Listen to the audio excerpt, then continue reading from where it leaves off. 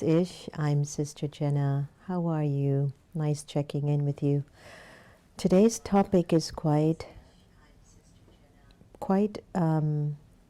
meaningful for me. In my morning meditation, I was up at 2 something today, and I've been observing for the last few days how our past experiences have such an impact on the way we see ourselves currently. And it's not that where we are at present is so bad, but the question arises, to what extent are you living the full capacity of the soul? And what if we were to actually fully live each lifetime according to the original virtues and qualities of the soul, where there aren't any hidden agenda or hidden memories of the past that are somehow lurking in our consciousness and holding the soul back. So I've been thinking a lot about that, and we've started a new show for the Meditation Museum. It's called The Next Normal. And the second show, we featured a conversation on reincarnation in past lives.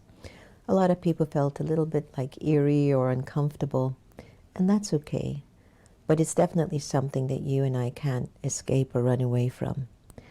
But in what I was observing and studying, and even reading Ainsley MacLeod's book called Past Lives, I kept thinking how many impressions and emotional deep impressions are still sitting inside of my personality.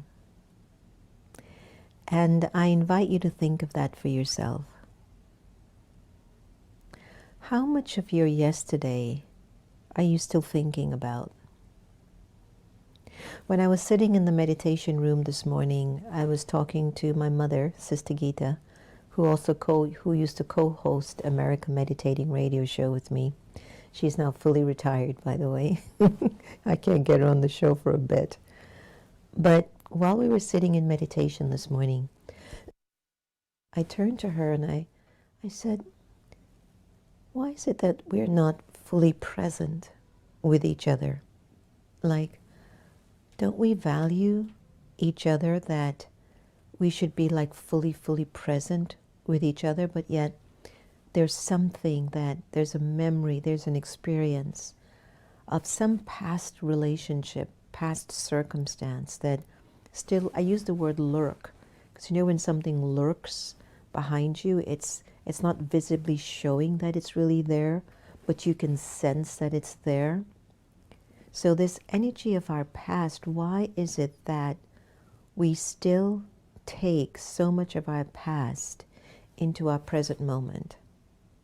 When do we make past past? If something has passed, then why hasn't it passed?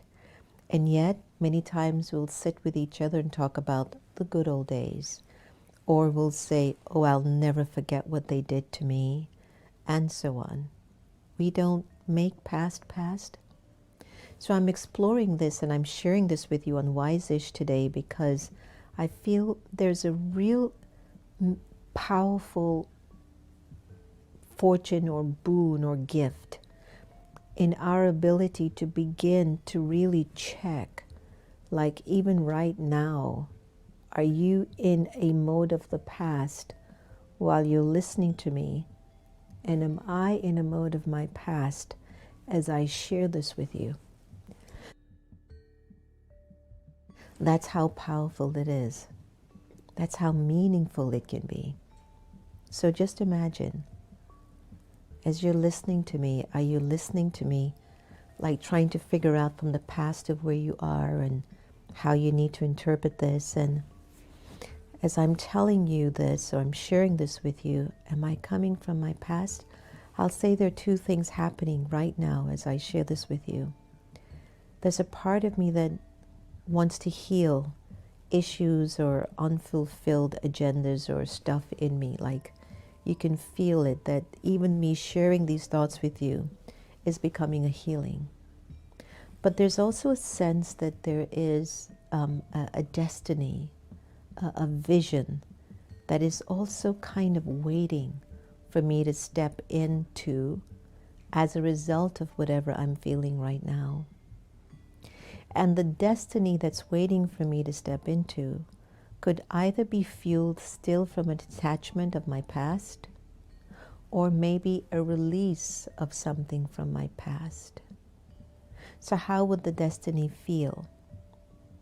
The destiny would come maybe in two particular parts. Either my destiny, which is in the future, would make me feel absolutely liberated, like there would be an incredible freedom in it. Or it could be that it's a very natural feeling, and it's so natural that I don't even know something's wrong anymore.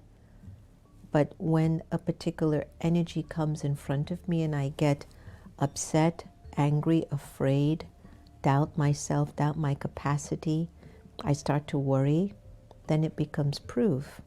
Oh, I'm still feeding the past. They say that whenever you hold a memory from the past that has been, driven with some sort of a negative experience or trauma or sense of grief or loss or sadness or sorrow, that emotional vibration stays in the soul for a long time until the soul removes that memory with absolute, pure, unconditional love. And that's fascinating. It's fascinating to me that the more I can accept and move away from this feeling of not being worthy because I look that there's a recording in the soul of so many lifetimes. The same soul is sitting in this body right now, sharing with you, and you're the same soul that's been on this long, long, long journey that's sitting in front of your camera, on your phone, on your laptop, watching your program on television. The same soul that has been on a journey for so many lifetimes. You are listening to me now. So, to what extent have I really put my past into the past? And how would I be if I am absolutely present and in my true state of myself? So my answer from these queries in the last few days and this morning is there would be peace. There would be peace in my nature. There would be love. There would be a lot of love in my vibrations. There would be a happiness that would be so super sensuous that it would be a joy. And it's just a joy. It's not, I have to laugh out loud. It's not, I think it's LOL or I don't know what the emoji is. But it's like you want to laugh out loud. You don't need to do that when there's super sensuous joy. It's just in you. So I wanted to invite all of you today as we move on. Every day is important. Today, what are you willing to put in the past and really allow it to be the past for you, which means you no longer give it permission to be a thought in the soul. You no longer allow the thought connected to that past emotion from a past birth or even from a past few years. You're saying, it happened. I can feel it. It's not where I am anymore. Om Shanti.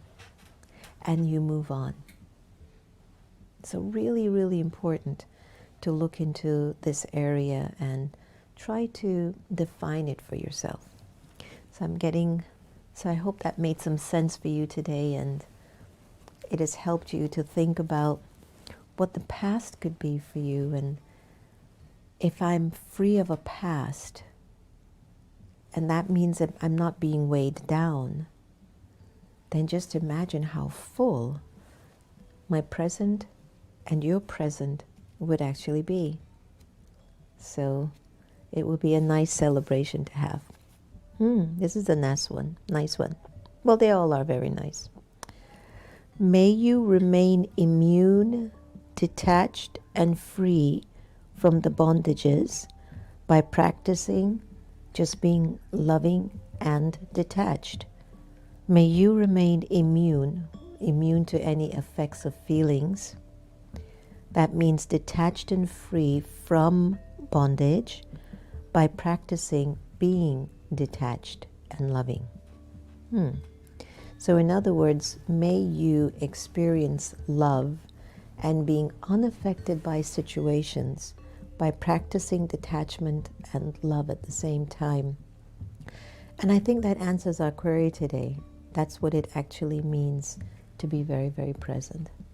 Thank you so much for joining us on Wise-ish. And please stay well and stay positive and optimistic and You have permission to have your down days. That's where the energy is trying to help you to redirect where you're supposed to be going and who you're supposed to be, but don't get stuck there.